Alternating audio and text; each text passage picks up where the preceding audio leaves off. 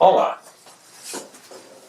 per què s'haurà de posar vermell cada dia quan es pon o quan surt el sol?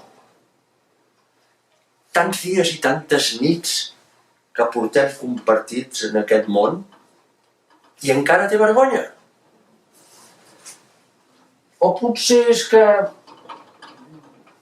no s'hi posa de vermell, ni surt, ni es pon. Podria ser que no fos res d'això? Potser que investiguem una mica, que ens posem una mica la gorra científica i tractem d'esbrinar què és el que passa amb aquesta llum que tantes sorpreses i tants paisatges tan bonics ens dona. Doncs anem al principi, allà on la fabriquen, la llum, allà on neix, on comença, on la fabriquen, a la fàbrica del Sol, és a dir, la fàbrica de les estrelles. En una estrella com el Sol, com la majoria de les estrelles, els àtoms d'hidrogen, aquí simbolitzats de color blanc, es fusionen entre si per donar una altra cosa, que en diem heli, que aquí l'estem pintant de gris. Per tant, les reaccions nuclears que passen a l'interior de les estrelles són àtoms d'hidrogen que es fusionen i donen heli. Això és més o menys el que estem veient. Mirem-ho de més a prop. Les blaves, protons, corresponent als àtoms d'hidrogen, i les grises, neutrons. Quan es troben, es fusionen, però fixeu-vos que es van fusionant cada vegada pinyes més grosses. Aquí tenim un protó i un neutró. I un protó i un neutró amb un altre neutró, una pinya més. I això ja és l'heli, aquesta és de 2 de cada. Aquest és el procés tremendament violent que necessita unes temperatures altíssimes en el centre de les estrelles, a l'interior de les estrelles. Clar, però ara mireu el Sol, perquè quan l'hem deixat estava més blanc i ara està més gris. Clar, perquè l'hidrogen, el blanc, s'ha anat fusionant, convertint-se en heli. Però esclar, això ens està dient que el Sol s'està envellint. Sí, és veritat, el Sol s'està envellint. De fet, ja té una edat, 4.500 milions d'anys. Però la física ens diu que n'hi queden 5.000 milions més. Per tant, podem estar tranquils. Però i de què ens serveix tot això? Fixeu-vos que amb tot això de les fusions de l'hidrogen per donar heli, es produeix una quantitat d'energia molt gran. I aquesta energia, tan gran que es produeix, surt disparada en forma de paquetets d'energia que van sortint per aquí. Us sona això dels paquetets d'energia? Perquè això és el començament de la quàntica, que ens diu que això és energia que va en forma immaterial, que no té massa, i que se'n diuen fotons. Bé, doncs de fotons vivim nosaltres. Alguns d'aquests fotons en algun moment arribaran a la Terra i això és el que ens donarà vida. Ja tenim la llum fabricada. La segona fase serà el viatge cap a la Terra. Com és aquest viatge? Algunes coses ja les sabem. És molt ràpid, ja sabem que va molt ràpid, la llum va en línia recta. Això de que va en línia recta, per què ho pinto com una ona, doncs? Perquè la ona, sigui ona o siguin fotons, les dues que permet la quàntica, el que sí sabem és que va en línia recta. I a més, ja en fa bastants d'anys que ho sabem que va en línia recta. I teniu fent-la passar per una escletxa, és una demostració. O bé, fent-la rebotant un mirall, el mateix Newton, que ja ens va donar les seves lleis, Aquí ja tenim una reflexió geomètrica perfecta.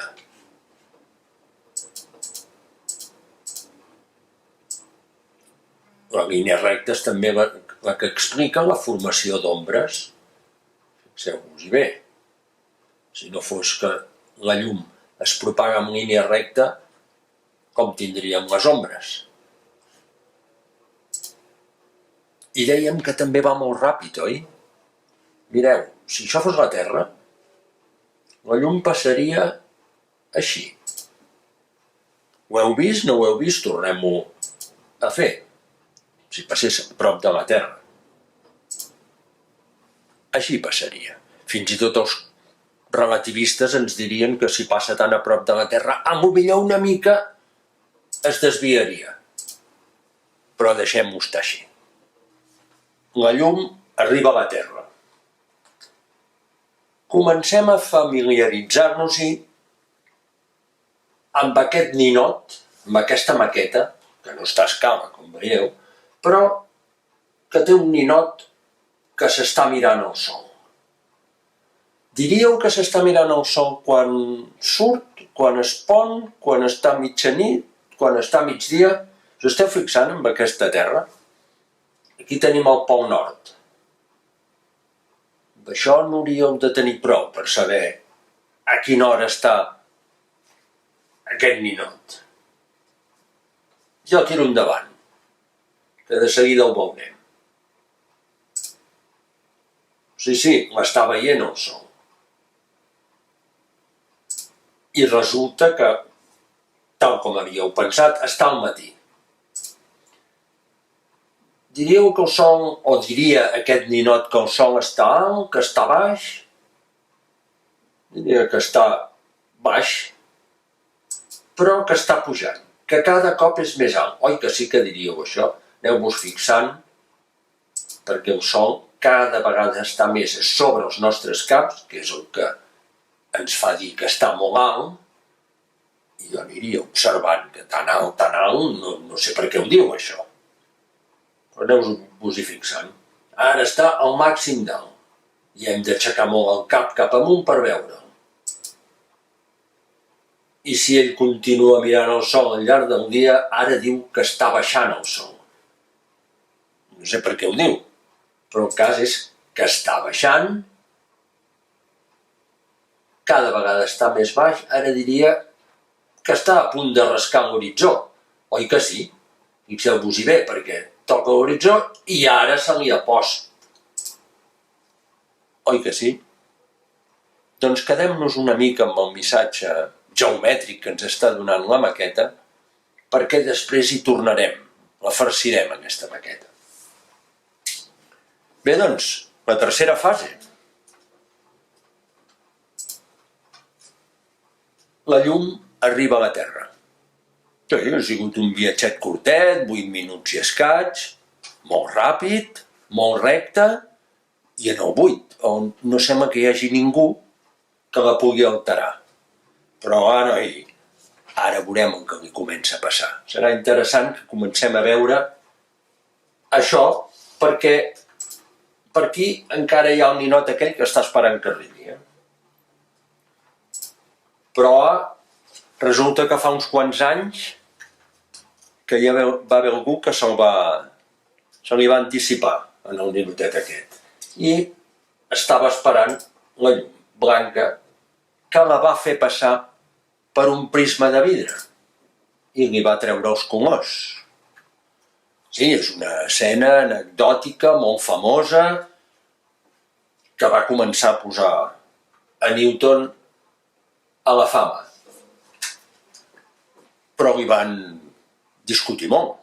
Li van discutir molt això. Li deien que això era cosa de la brutícia del prisma. I ell va dir, sí, brutícia del prisma, doncs n'hi posarem un altre de prisma. Però al revés. I amb el mateix fenomen va tornar a reconstituir amb aquells colors la llum blanca. Des d'aleshores ja sabem, ja acceptem que la llum blanca està formada per la llum de colors. Però jo m'aturaria un moment aquí amb aquests prismes a veure aquest fenomen. Aquest fenomen que tantes vegades veiem a la Terra, en el que són les ones. La desviació quan canvia de medi. Pot arribar de l'aire o del buit, que quan el posem a dins de l'aigua o del vidre, per exemple, es desvia. Fixeu-vos que aquí ho fa, aquí dins ho fa una vegada més, i aquí ho torna a fer, al revés. Aquest fenomen en diem refracció. I la refracció és la responsable de moltes de les coses que li passa a la llum, a les ones en general. Per tant, el bo serà que intentem aprendre una mica d'això de la refracció i els colors. Bueno, doncs sembla que la llum que ve del sol per fi arriba a la Terra. Una Terra. Aquí en tinc una.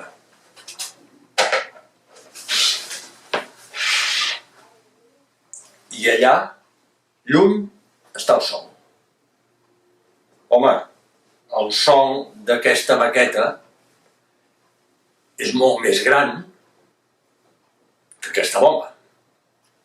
Com tota aquesta habitació. I està a una distància d'uns 3,5 quilòmetres. Poca broma, perquè entre una cosa i l'altra pràcticament a l'espai no hi ha res. D'aquí a 3,5 quilòmetres. Però fixeu-vos la quantitat de llum que malgrat tot hi arriba. Doncs tracteu per un moment d'imaginar la quantitat de llum que ha de sortir del sol perquè arribi aquesta. Suficients fotons o ones, direu-li com vulgueu, suficients fotons com perquè mantingui tota la humanitat i tot el que envolta la humanitat viva i calenteta. I quan arriba, què és el que es troba? Estareu pensant, possiblement hi ha amb l'atmosfera, que és el primer, és aquesta espècie de cuirassa de gas que de lluny fotografien els astronautes, es veu una mica com un tel blavós. Després en parlarem d'això. Però que no té més de 4 mil·límetres, I amb només 4 mil·límetres després de 3,5 quilòmetres, ha de fer tota la feina perquè arriba blanca. Ha de fer tota la feina. Jo diria que val la pena que rasquem una mica més amb tot això que passa, perquè segurament trobarem unes quantes sorpreses que passen dins de l'atmosfera.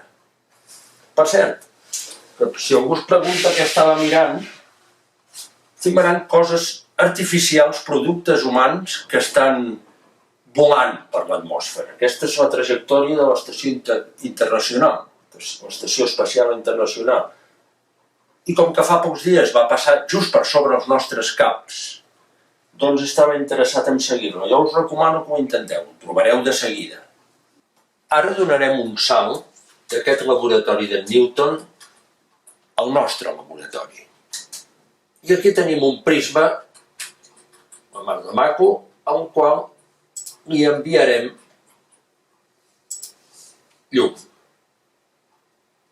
Fixeu-vos aquí aquest raig que arriba al prisma i, obedient a les lleis de la refracció, es desvia una mica i torna a sortir.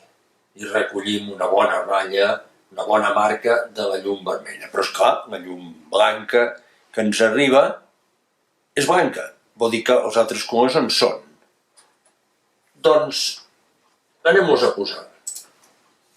Enviem la llum taronja. Aquí la tenim, i la seva marca.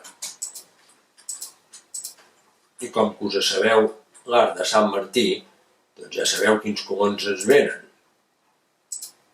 La verda, la blava, aquella que ens deien l'anyil, i la violada. Parem-nos un moment aquí a veure això. Fixeu-vos el que ha sortit. De la vermella a la violada, quines diferències hi veiem? No diríeu que la llum vermella és la més allargada, és a dir, la que té el vermell és la que té més longitud d'ona, i que a l'altre costat la violada és la de menys longitud d'ona, doncs això són els colors. Radiació exactament igual, excepte en la llargada. Van a la mateixa velocitat, els 300.000 km per segon. En això consisteixen els colors. Llum de diferent radiació electromagnètica de diferent longitud d'ona. Però observem una segona cosa també. Observem que com més llarga és la ona, en el nostre cas el vermell, menys es desvia, menys es refracta. Aquest és un fenomen important que jo us el subratllo perquè d'aquí no gaire tot ens quadrarà.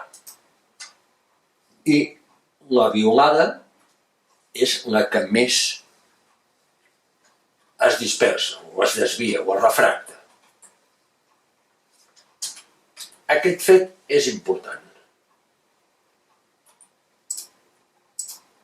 Seguim al laboratori. Imagineu aquesta antena que simbolitza la nostra fàbrica de llum. La farem nosaltres. També sabem fer els colors, que aquí, com podeu veure, per llargades, aquí estan apretadets. Van a la mateixa velocitat i aquests són els colors. Ja ho hem dit abans, ja ho sabem, ja ho tenim ben integrat, això. Però, esclar, algú podria preguntar: i ja està? Tota la radiació electromagnètica és aquesta? Doncs no, n'hi ha molta més. Aquesta és la que veiem. Són els colors, és la que veiem. Però és que, clar, hi ha una radiació de longitud superior a la vermella. Com que els ulls tenen el registre que tenen i veuen el que poden veure, que són els colors, aquesta la pinto en gris, no representa cap color perquè no la veiem. És una mica més llarga que la vermella. És radiació infrarroja. I per això poso aquesta làmpada perquè l'associem visualment. Una mica més llarga que la vermella, que ja no veiem, radiació infrarroja. I n'hi ha més llarga i n'hi ha més curta que la violada, per l'altre costat. Doncs també. I també l'hem de pintar de gris perquè no la veiem i li diem llum ultraviolada.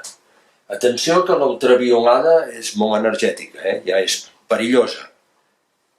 La llum infrarroja no gaire perillosa, perquè ja sé que estareu pensant en que si microones i que si les làmpades... No, no és tan perillosa, però l'ultraviolada sí. Seguim per l'espectre, perquè n'hi ha més. Fixa't, aquí els tenim, els microones. És llum molt semblant a l'infrarroja, de fet, està dintre del camp dels infrarrojos, però encara és una miqueta més llarga. I no, si ho manipulem bé, no és perillós. Un dia li podríem dedicar tota una bona sessió. I seguim, perquè n'hi ha més. Els mòbils es comuniquen per radiació infrarroja, però encara més llarga.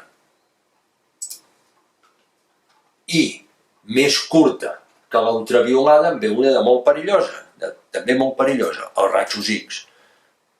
Una mica de dosi a la vida està permès, però ja sabem que és perillós. Al principi no ho sabíem, però els rajos X són perillosos. I més llarg que els mòbils, els televisors. I més llargs, la ràdio. I n'hi ha de més curts que els rajos X? També, la radiació gamma, associada als processos nuclears, als processos de radioactivitat, processos on es generen quantitats molt grans d'energia. Val a dir que aquesta radiació és molt i molt i molt perillosa, i normalment va associada en situacions perilloses.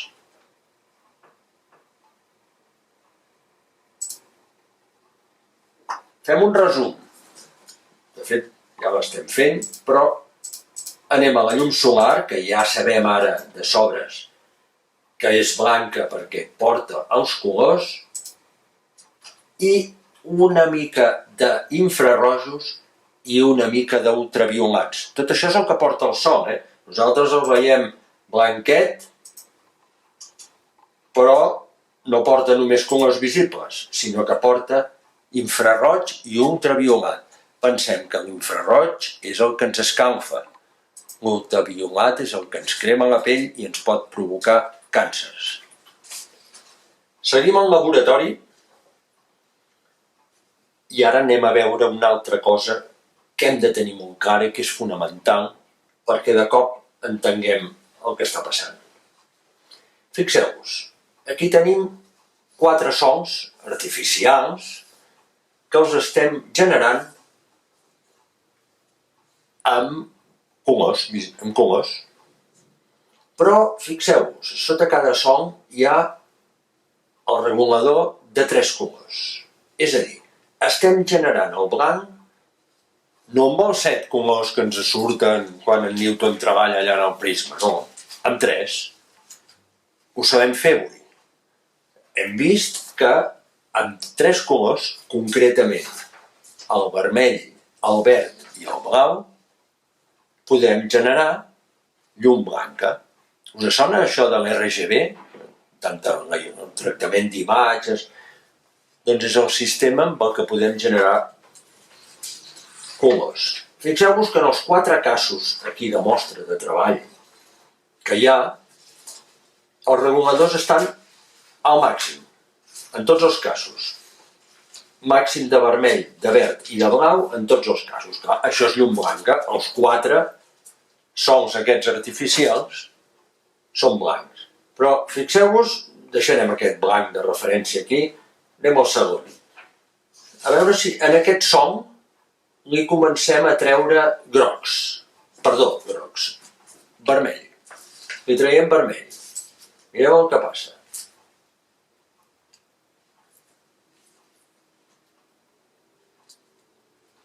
S'està quedant blau. S'està quedant blau doncs perquè no li hem tret ni verds ni blaus, només li hem tret vermell.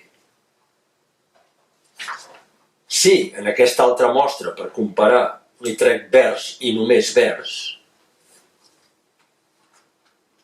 no farà aquest to. Però si a més li troc els vermells, agafarà aquest, que acabarà convertir-se només en blau, que és l'únic que li he deixat. I ara mireu aquí. Aquest altre blanc que tinc, li trauré blaus. Això ja us sona més. Estem traient-li blaus.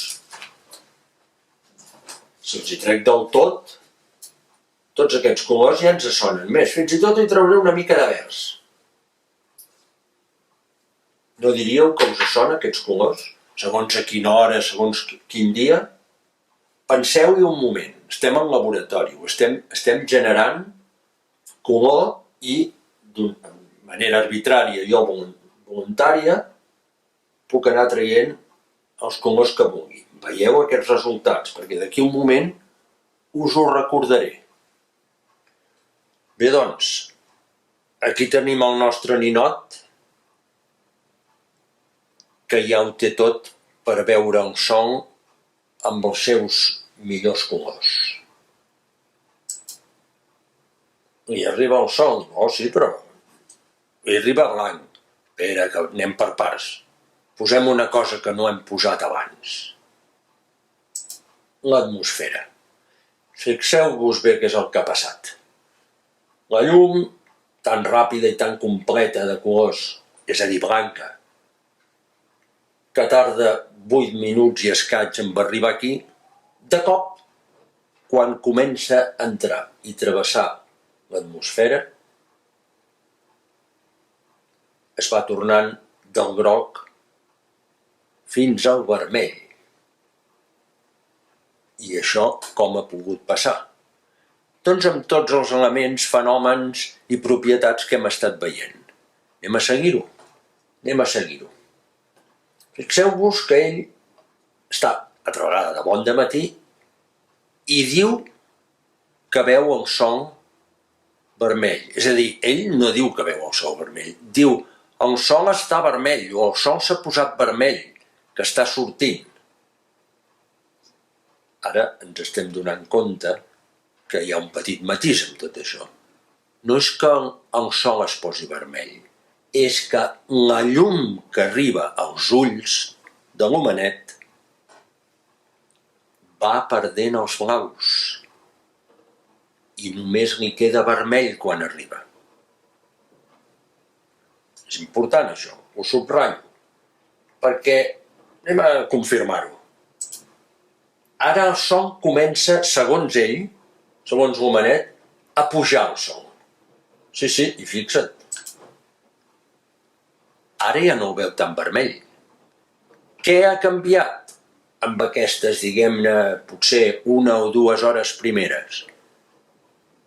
Doncs fixeu-vos-hi, el camí del raig dins de l'atmosfera, travessant l'atmosfera, és molt més curt que abans.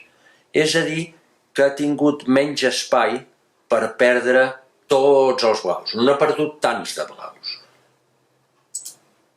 I si al migdia es va apropant, és a dir, el sol va pujant, fixeu-vos com el camí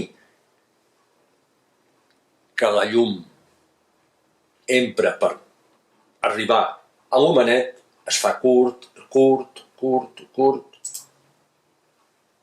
Al migdia, amb el sol a dalt a sobre els nostres caps en el zènit, el camí que compta, que és aquest, dins de l'atmosfera, en el qual va travessant tot de prismes, que són les gotes d'aigua, de xocs amb molècules que també dispersen la llum i la que més dispersen, ho hem vist molt clarament, és el blau, de manera que pràcticament al migdia gairebé ho veu blanc, això.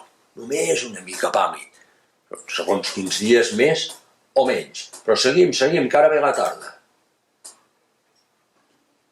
La cosa es torna a allargar.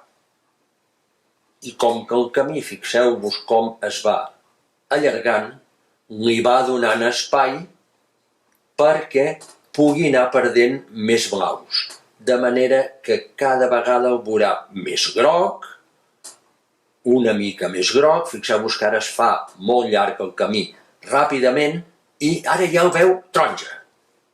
Deixem passar mitja horeta més. Mira que vermell.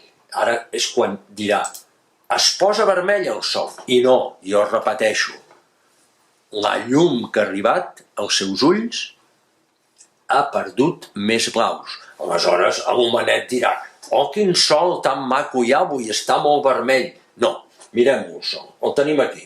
No està tant de vermell, ni blau, està blanc. És la llum que arriba en ell.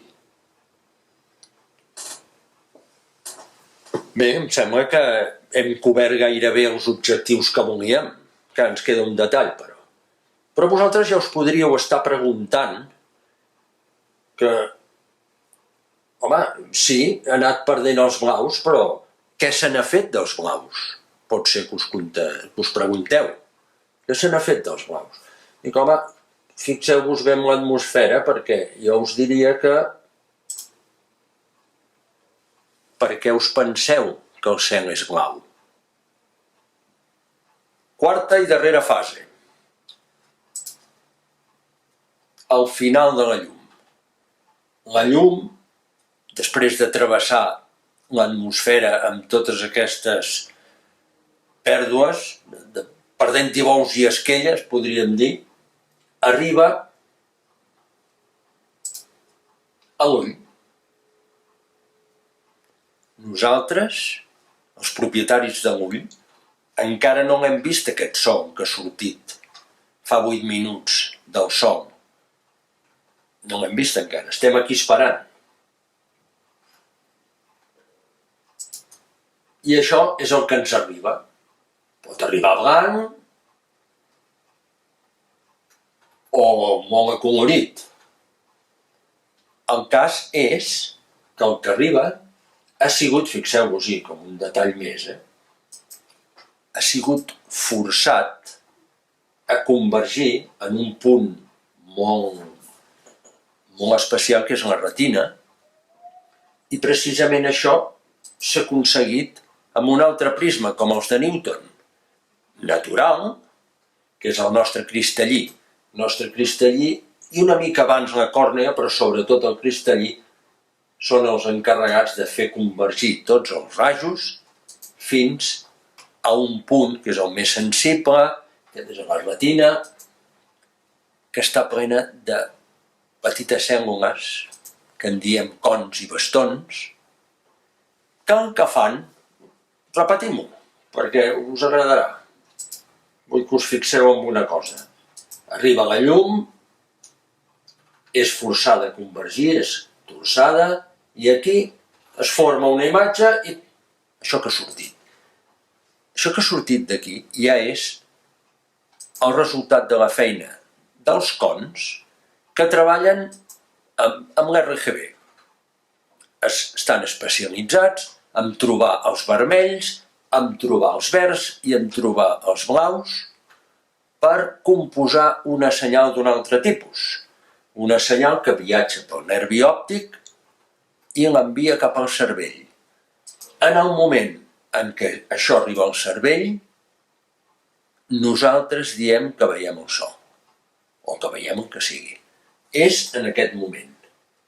No aquí, sinó el moment que això, que també té la seva velocitat, no infinita, al moment que això arriba a una zona del cervell, nosaltres veiem.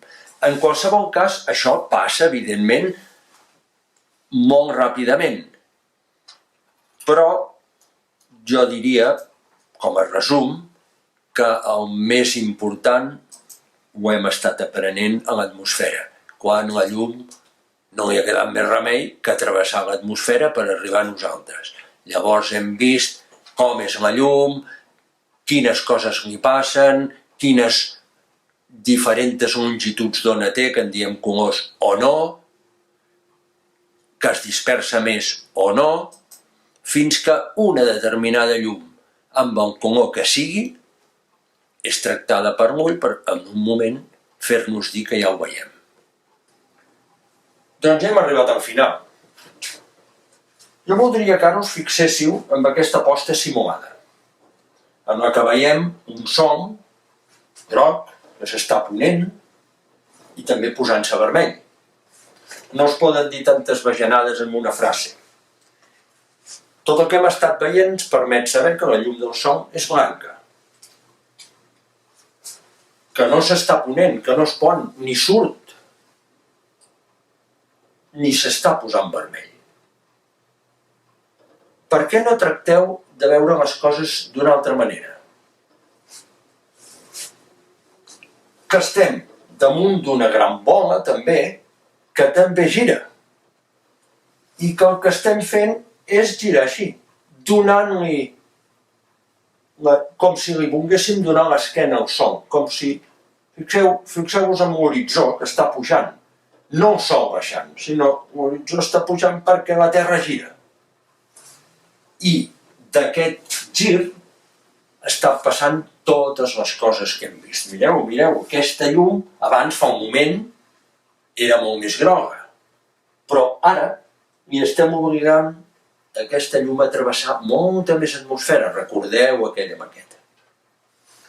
Ja veieu que en ciència una pregunta pot estar molt ben feta, per què es posa vermell al sol, està molt ben feta, ser molt clara, ser molt fàcil de formular, però no tan fàcil de contestar. I això és perquè la ciència, en la seva búsqueda de rigor, la ciència el que busca són poques lleis que pugui explicar coses molt diferents en quantes menys lleis possible millor. Espero que us hagi agradat. Si més no,